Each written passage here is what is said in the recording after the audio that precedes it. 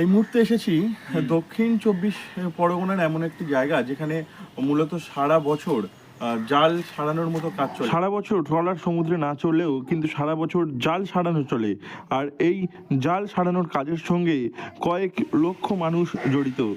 জাল সারানো হলে সেই জাল নিয়ে আবার ট্রলারে যাওয়া হয়, তারপরে মাছ ধরতে যান মৎস্যজীবীরা। বর্ষাকালে মূলত তারা সমুদ্রে যান, তারপরে সারা বছরই মূলত জাল সারানোর কাজ করা হয়। জাল সারানোর এই কাজ সারা বছরই চলে। এই কাজে দৈনিক মজুরি দেওয়া হয়, আর এই দৈনিক মজুরির বিনিময়ে কাজ করেন মৎস্যজীবীরা। যদি সরকার কিছুটা সাহায্য করত তাহলে মাছ ধরার অফ সিজনে তারা একটু সুবিধা পেতেন বলে জানিয়েছেন মৎস্যজীবীরা। শুনে নেবো একজন যিনি জাল সারাচ্ছেন তিনি ঠিক কি বলছেন। দাদা, এই কাজ কি সবসময় চলে? আর সবসময় চলে, 12 মাস চলে। 12 মাস চলে। হ্যাঁ। কি করেন আপনারা? ওই আমি জাল সারি, আমরা ট্রলার দিই আমরা। মানে কিরকম জালের কতটা পড়ে? ওই তো আমাদের জোন, আমাদের 3.5 জোন দিচ্ছে আমাদের, আর আর এই পিস হিসেবে হয়নি এখন আর।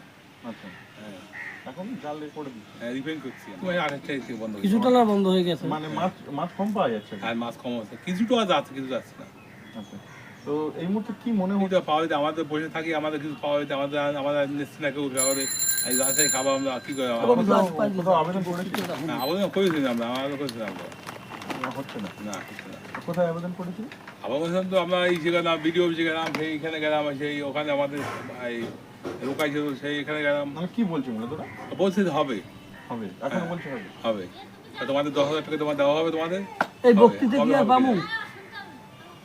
তো এই মুহূর্তে শুনে নিলেন তারা ঠিক কি বলছেন। মূলত আবেদন করেও কোনো কাজ হচ্ছে না, এমন কথাই জানাচ্ছেন তারা। দক্ষিণ চব্বিশ পরগনা থেকে নবাব মল্লিকের রিপোর্ট, লোকাল 18 বাংলা।